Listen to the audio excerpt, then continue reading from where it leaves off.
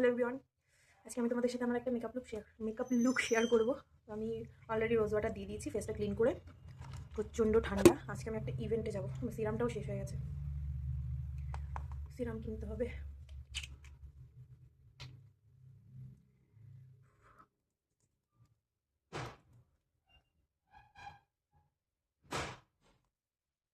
মেকআপের আগে ফেসটাকে ভালোভাবে ক্লিন করে, যেহেতু উইন্টার স্কিন প্রিপারেশন নেবে, তাহলে মেকআপটা লং লাস্টিং হবে।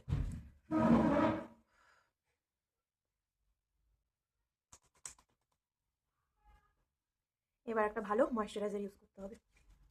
কোথায় গেল আমার ময়েশ্চারাইজার? সাজার সময় সব কিছু হারিয়ে যায়। পেয়েছি, আমি ইউজ করছি বায়োটিকের মর্নিং নেক্টার ময়েশ্চারাইজার। এখন একটু ইউজ করছি, একটু পরে আবার ইউজ করতে হবে।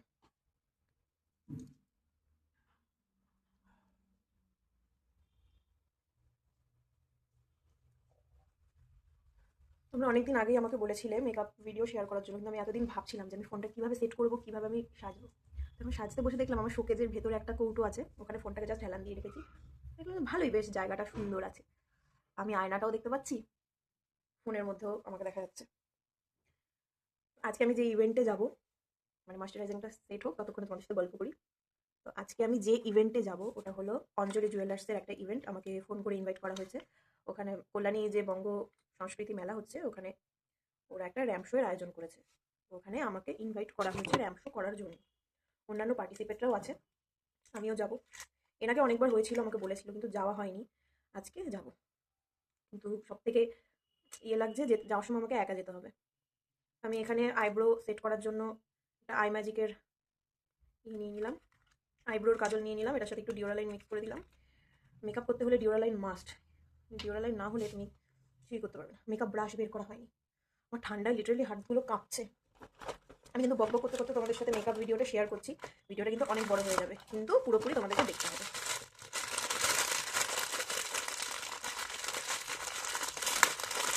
এটা হলো একদম ছোট্ট সা আইব্রো করার। প্রথমে হাতে নিয়ে নেবে, যদিও আমি বেশি নিয়ে নিয়েছি, আমার আইব্রো করা নেই। হঠাৎ করে আজকে বললো, আজকে না মানে কালকে রাত্রে বলেছে, তো ভেবেছিলাম আজকে ক্লাস ছিল, ক্লাস থেকে একেবারে যাবো, কিন্তু ক্লাস আজকে ম্যাম ছুটি দিল কারণ ম্যাম বাড়িতে নেই। আইব্রো বন জঙ্গল হয়ে আছে, এগুলো দিয়েই কাজ করতে হবে, কিচ্ছু করার নেই।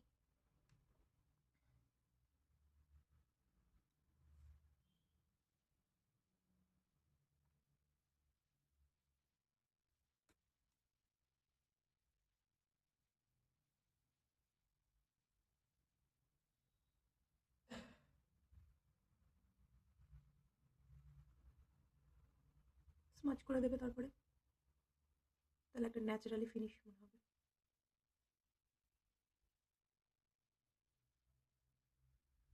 আমি এত সেজে গুজে বাসে করে যাবো কি করে, আমার তো ভাবতেই লজ্জা লাগছে। যা হবে দেখা যাবে।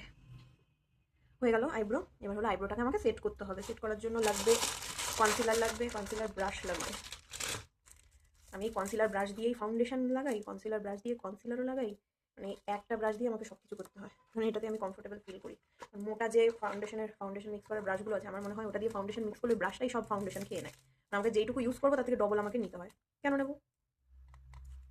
এটার মধ্যে একটুখানি ডিওরালাইন মিক্স করে নিই, তাহলে জিনিসটা যত লিকুইড হবে আমার মিক্স হতে তত সুবিধা হবে।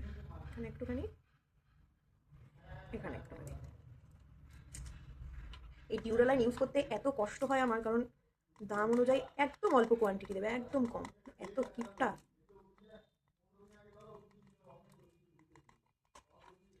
নেওয়া হয়ে গেছে, এবার আইব্রো।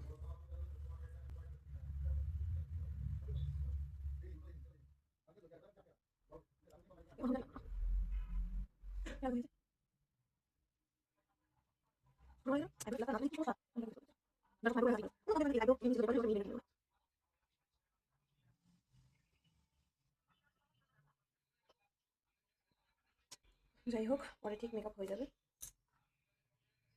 এবার আমাকে আই শ্যাডো লাগাতে হবে। আই শ্যাডো আমি একদম হালকা পাতলাই করবো, বেশি ঝিঝিমিঝি করবো না, কারণ হাতে সময় খুব কম। আমাকে 4টের মধ্যে বাড়ি থেকে বেরোতে হবে, এখন 2:30 বেজে গেছে, এখন শাড়ি পরতে হবে। আমি যে কী করবো, মা ভালো শাড়িও পরাতে পারে না, দিদি থাকলে না হয় একটা ব্যাপার ছিল। আমার কপালে যে কী আছে আমি নিজেও জানি না।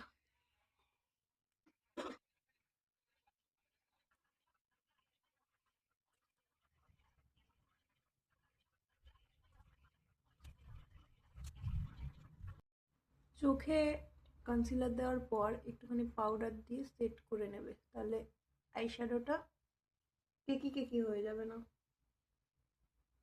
আজকে আই মেকআপটা ভীষণ সিম্পল করবো, কারণ হাতে একদম সময় কম। তাই আমি নিচ্ছি একটা একদম বেবি পিঙ্ক।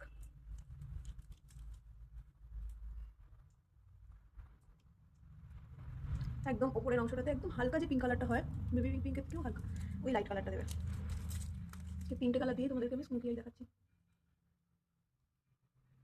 খুব বেশি ব্লেন্ড করছি না, কারণ হাতে একদম সময় নেই, চাইলে আর একটু ব্লেন্ড করা যেত।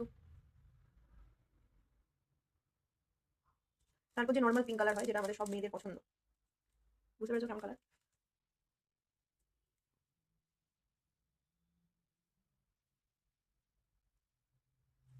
আমি দেখতেই পাচ্ছি না, এতটা দূরে বসেছি। আয়নার সামনে গেলে তোমাদেরকে দেখাতে পাচ্ছি না, আর আয়নার কাছে গেলে, দূরে গেলে আমি নিজে দেখতে পাচ্ছি না। একা একা করলে যা হয়।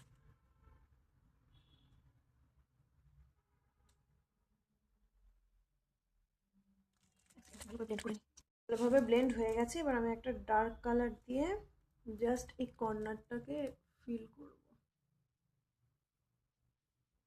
তাহলে আই মেকআপটা খুব সুন্দর লাগে। কটা বাজে কি জানি।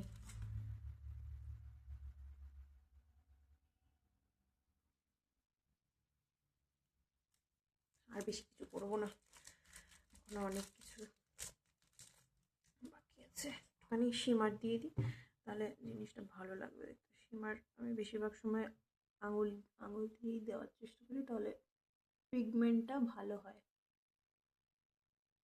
আই মেকআপের পর অবশ্যই মনে রাখবে যে ভেজা টিস্যু দিয়ে তোমরা প্রথমে মুখটা মুছবে, ওটা দিয়ে চোখের নিচের অংশটা এইভাবে মুছে নেবে। তাহলে কি হয়, আমাদের চোখের নিচে যে আইশ্যাডোগুলো বসে ওগুলো উঠে যায়, পরে আর ওগুলো বাজে লাগে না দেখতে। এবার আমি দেব আর একটু ময়েশ্চারাইজার। যদি পারো একটু সিরামও দিয়ে দেবে, তাহলে চোখের নিচের অংশটা হাইড্রেট থাকবে। দেখি তো কটা বাজে।